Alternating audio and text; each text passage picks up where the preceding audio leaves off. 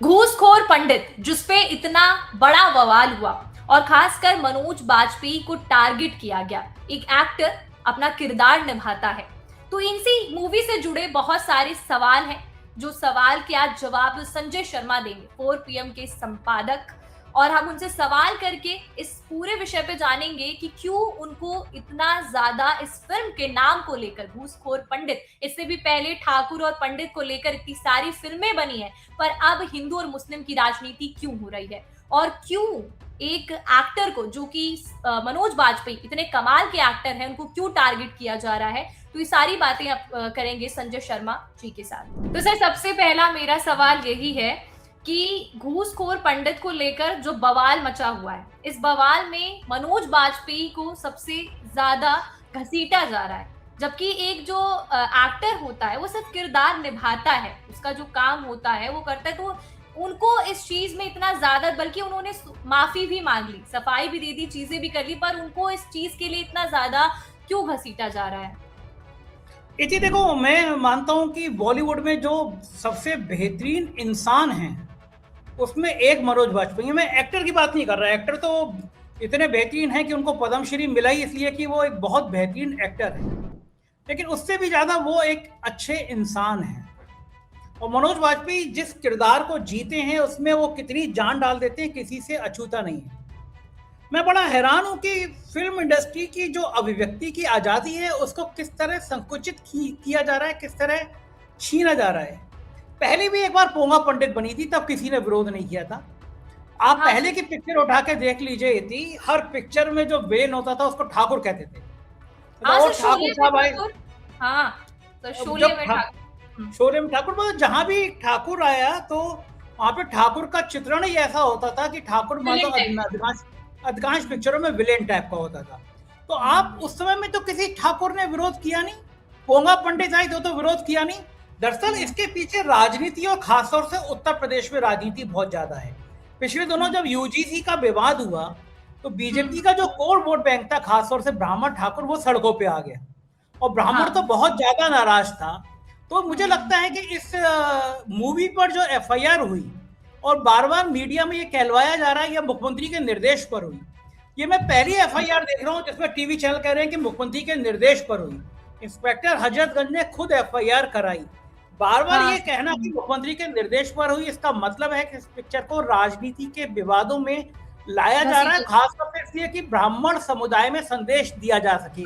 Deputy CM Brajesh Pathak को मैं सुन रहा था सुबह, उन्होंने कहा कि भाई 14% आबादी है ब्राह्मणों की। मुझे नहीं पता ये आंकड़े कहां से आ गए, क्योंकि मेरे को तो 7-8% की पता थी, लेकिन उन्होंने डबल कर दी।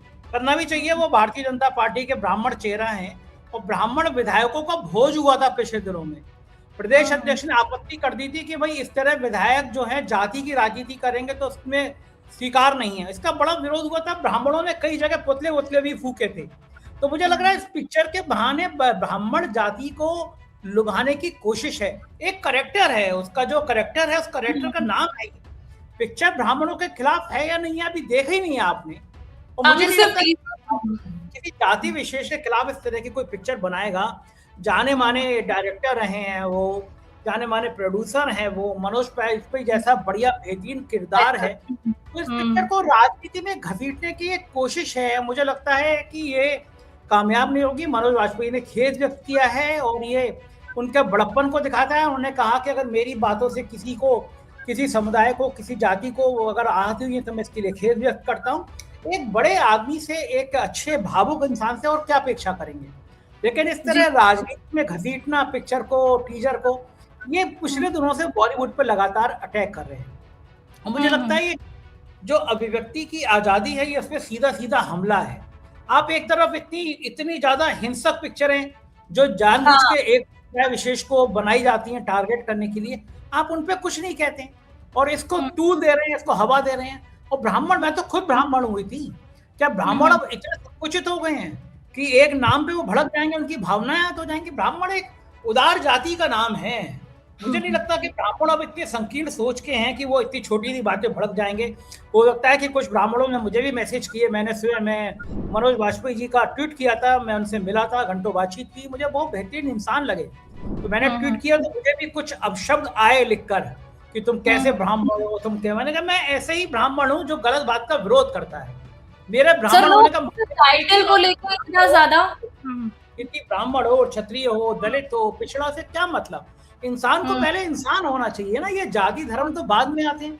तो ये तुम तो बॉलीवुड कवर करती रहती हो, मुझे लगता है कि केवल और केवल जानबूझ के राजनीति के कारण इस पिक्चर को टारगेट किया जा रहा है और ये खराब है। नहीं सर, मेरा ये भी सवाल है कि यहाँ पे बोल रहे हैं कि घूसखोर बोला गया है, मतलब पंडित को घूसखोर, तो इस वजह से और भी ज्यादा कि क्यों इस तरह का टाइटल यूज किया गया है मूवी को लेकर के। और अभी सिर्फ का टीजर ही रिलीज हुआ, तो जिसके बाद से मनोज बाजपेयी उन्होंने सब कुछ क्लियर कर दिया, पर इस तरीके से मनोज बाजपेयी को टारगेट करना। और अगर मैं ताज वाली मूवी, सर आपको याद हो ताज फिल्म है ना, तो वहां पे ऐसी बहुत बड़ी चीज बोली गई कि ताजमहल के अंदर मंदिर है। क्या उस फिल्म के अंदर इस चीज को प्रूव किया गया? सिर्फ एक संवाद हुआ, वहां पे कोई क्यों नहीं बोला? मेरा ये भी आपसे सवाल है कि वहां पे किसी ने कुछ क्यों नहीं बोला जब एक ऐसी चीज बोली गई जो हिस्ट्री से बियॉन्ड है। मैंने तो जहां बचपन से हिस्ट्री जो पढ़ी उसमें यही बताया गया कि ताजमहल शाहजहां ने बनवाया, मुमताज के लिए बनवाया। तो मंदिर वाला मुद्दा उठना, ये चीज क्यों नहीं इतनी टारगेट हुई? अगर राजनीति होती है तो क्यों नहीं हुई? यदि भारतीय जनता पार्टी के अयोध्या के एक नेता हैं, डॉक्टर रजनीश नाम है उनका, उन्होंने बाकायदा हाईकोर्ट में पीआईएल करी कि साहब ताजमहल के नीचे मंदिर है, इसको दिखवाया जाए। हाईकोर्ट ने बहुत फटकार लगाई उनको और पीआईएल खारिज कर दी। उन्होंने प्रधानमंत्री कार्यालय को भी चिट्ठी भेजी, लेकिन ये विवाद को कोई मतलब नहीं है। पूरी दुनिया अगर कोई जानती है तो वो ताजमहल किसने बनवाया इस नाम से जानती है। आपको पता नहीं नफरत की खेती क्या है। और आप इसकी बात कर रही थी, आप तो गई थी ताज पे पिक्चर पे, आपने लोगों के रिव्यू भी देखे थे, लोग कितनी आलोचना कर रहे थे, आप तो फील्ड में भी गई थी। और ये देखो इति कि आप बात कर रहे हो केरला फाइल्स में क्या था, सैकड़ों लड़कियों के संग दिखाया और बाद में खुद उन्होंने माना सिर्फ 3 केस थे, वहां सैकड़ों केस दिखा दिए गए। तमाम केरला स्टोरी 2 आ गई है जिसमें अब जिसका थीम भी सेम वही रखा गया है कि मैंने मुस्लिम से शादी की और मुस्लिम ने मेरे साथ ये गलत किया, अब हम बदला लेंगे। इसमें अब बदला दिखाया जा रहा है। तो ऐसी फिल्में समाज को खराब नहीं कर सकती क्या? इस पे नहीं हमें ये देश गंगा जमनी तहजीब का देश था। यहाँ पे ईद पे हिंदुओं के घर सेवैयां बनती थी, होली मुसलमानों के घर बनती थी। मैं तो बदायूं से आता हूँ, हमारे यहाँ के शायर शकील बदायूं ने लिखा था, मन तड़पत हरि दर्शन को आज। ये वो प्यार था। मोहम्मद रफी 5 वक्त नमाजी भजन गाया करते थे। और जी मैं तुम्हें 2-3 मिनट का समय लूंगा, मैं तुम्हें किस्सा बताता हूँ।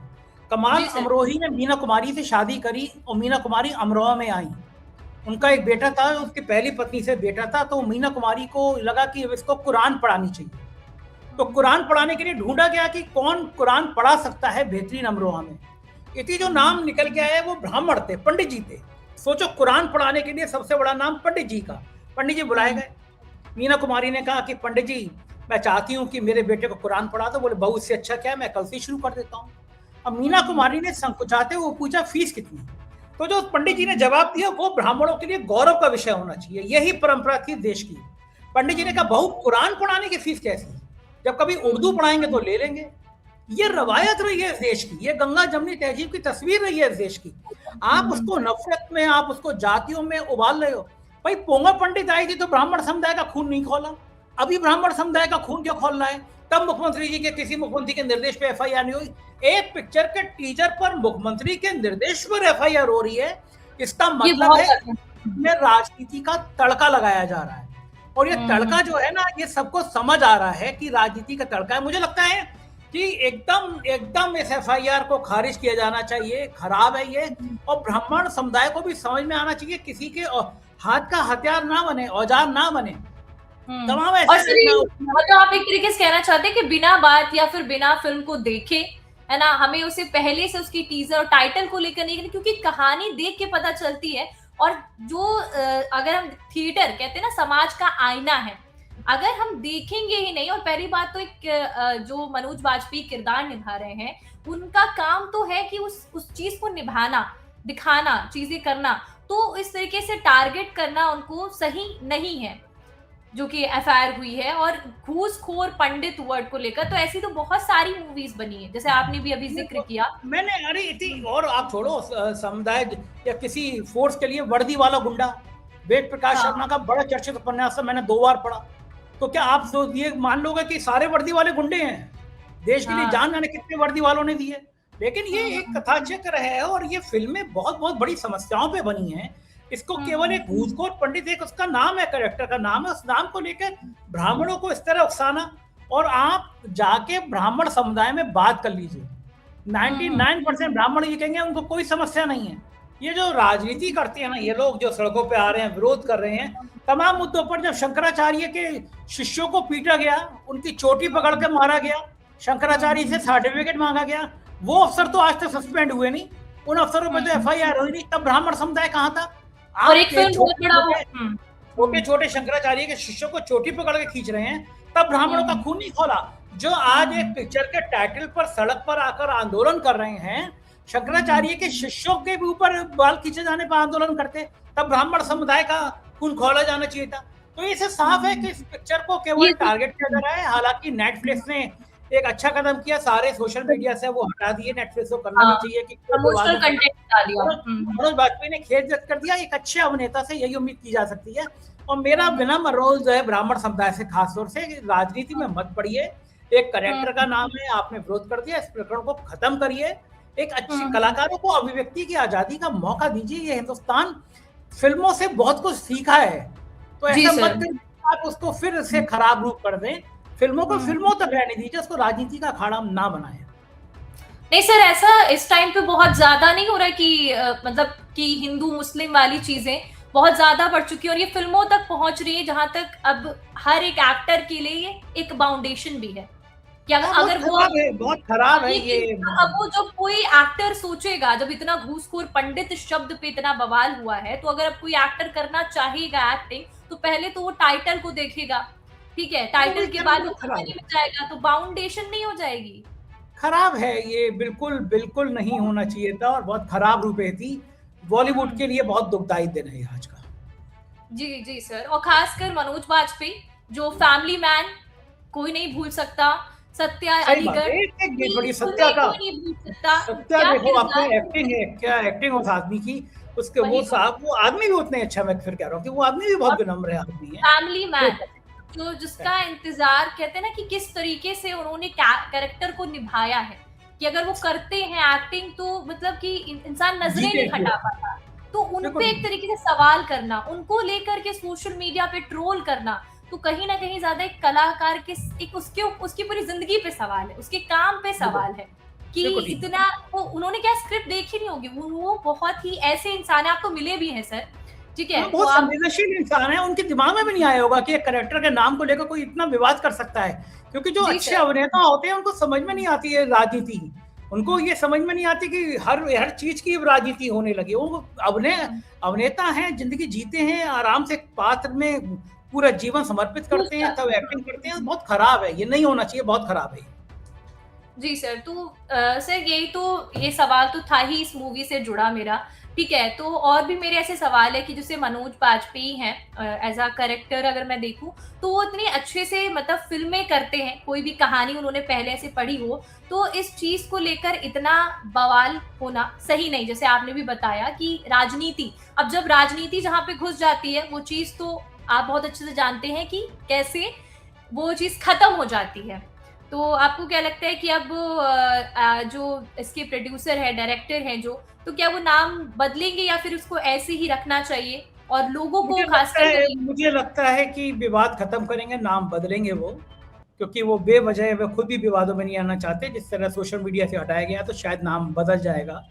और मेरे ख्याल से कि जिस पिक्चर का इतना विरोध किया है उन्होंने और उस पिक्चर को बढ़ावा दे दिया। ये पिक्चर जब आएगी नेटफ्लिक्स पे तो मुझे लगता है कुछ ज्यादा ही लोग देखेंगे। हाँ, ये तो जानना चाहेंगे ना कि क्यों पंडित को लेकर या फिर हाँ कि क्यों विवाद हो रहा है। और पहली बात तो ये हर चीज में जब राजनीति आती है तो वो चीज अपने आप में उसका जो चीज अपनी खूबसूरती होती है वो खत्म हो जाती है। और पहली बात तो मनोज बाजपेयी मेरी पर्सनली मैं बोलूँ तो वो बहुत ही अच्छे एक्टर हैं। उनको अगर देखो तो आप देखते रह जाओगे स्क्रीन पर कि किस तरीके से वो एक्टिंग करते हैं, तो किसी कैरेक्टर को निभाते हैं, उनको लेकर के सवाल करना और सोशल मीडिया पे बकायदा उनको ट्रोल करना इस चीज को लेकर ये बहुत ज्यादा गलत है। और मैं चाहूंगी आप अपना पर्सनल एक्सपीरियंस भी अपना कुछ शेयर करें उनसे जुड़ा, मनोज बाजपेयी से। अब मैं गया था और मैं सोच के गया था कि 10-15 मिनट की मुलाकात होगी, लेकिन शायद 2 ढाई घंटे बैठ के वो मुझे अपनी ज़िंदगी के किस्से सुनाते रहे। आम आदमी की पीड़ा पर बात करते रहे कि किस तरह आम आदमी पिक्चर देखने जाता है, उसके मन में क्या होता है, क्या सपने लेके जाता है। तो मैंने देखा कि कितना संवेदनशील, कितना भावुक व्यक्ति है, कि उसके दिमाग में है कि कोई आदमी 100-200 रुपए का टिकट खरीदता है, तो उसे एक अभिनेता को क्या-क्या चीज़ देनी चाहिए। वो कह रहे थे कि मेरी ज़िम्मेदारी होती है, या किसी भी कलाकार की ज़िम्मेदारी होती है कि आदमी 100-200 रुपए खर्च करके आया है, तो उसका उसका भरपूर उसका मनोरंजन होना चाहिए, उसको लगना चाहिए कि उसने रुपए जायज़ खर्च किए हैं। तो ये अच्छी बात है। फ़िल्म इंडस्ट्री के लोगों को मनोज वाजपेयी से बहुत कुछ सीखना चाहिए। इतने एक्टिव, तो लगता इतने है कि वो सबसे अलग है सर, अब बहुत आपको अलग क्या आदमी, लगता बहुत ही अलग आदमी। है? तभी पद्मश्री मिला उनको, तब फ़िल्म फेयर अवार्ड इतनी बार मिले उनको, और हुँ, हुँ, ना हुँ। जाने लंबी, मैंने उनके घर पे देखा लाइन लगी हुई थी अवार्ड की। तो कोई हुँ, हुँ, इंसान हुँ। यहाँ से शिखर तक पहुँचता है तो कुछ तो खूबी होती है। उसमें मनोज वाजपेयी तो खूबियों से भरे हुए थी। हुँ, हुँ, बहुत ही हुँ। बहुत ही सही लगा। शुक्रिया संजय जी, आपने हमें फ़िल्म को लेकर के जो सवाल उठ रहे थे और मनोज बाजपेयी पे ख़ासकर जो सवाल उठ रहे थे, उनके काम को लेकर सवाल उठ रहे थे, तो आपने सारे जवाब दिए और लोगों को भी ये समझा दिया अपने थ्रू कि ये हिंदू-मुस्लिम वाली राजनीति से दूर रहें, फ़िल्म को देखें, ठीक है? उसके केवल टाइटल और टीज़र को लेकर जो हुआ, वो बहुत ज़्यादा है। अब एफआईआर और इतना ज़्यादा विरोध नहीं होना चाहिए। शुक्रिया आपका, बहुत-बहुत शुक्रिया। थैंक यू इति, थैंक यू। ये आपने सारी बातें सुनी संजय शर्मा जी की कि उन्होंने किस तरीके से इस चीज को एक्सप्लेन किया कि घूसखोर पंडित पे बवाल नहीं होना चाहिए। पहले भी ठाकुर और पंडित को लेकर फिल्में बनी हैं और मनोज बाजपेयी को खासकर जो एक कमाल के इंसान है अपने साथ उन्होंने अपना एक्सपीरियंस भी शेयर किया उनके बारे में। तो उन्होंने सिर्फ ये सोचा होगा मनोज बाजपेयी ने कि मैं एक एक्टर हूं तो एक करेक्टर को निभा रहा हूं, पर एक पंडित शब्द को लेकर के इतना बवाल खड़ा कर दिया गया। तो उन्होंने सारी बातों को इतने अच्छे से एक्सप्लेन किया। ये पूरी चर्चा हुई उनके और मेरे बीच में, तो आपको इस चर्चा से ये समझ में आ गया होगा कि किस तरीके से राजनीति हो रही है और बॉलीवुड अब कोई भी फ़िल्म या कोई भी एक्टर कोई फ़िल्म करने से पहले 10 बार सोचेगा इस शब्द को लेकर, क्योंकि अब तो एक्टर को अगर कोई कैरेक्टर निभाना हो तो उसको देखना पड़ेगा कि उसमें पंडित, ठाकुर या ऐसी किसी शब्द का यूज़ ना हो। तो ये पूरी चर्चा आपको कैसी लगी कमेंट करके ज़रूर बताइएगा। 4 पीएम बॉलीवुड को सब्सक्राइब करना मत भूलिएगा।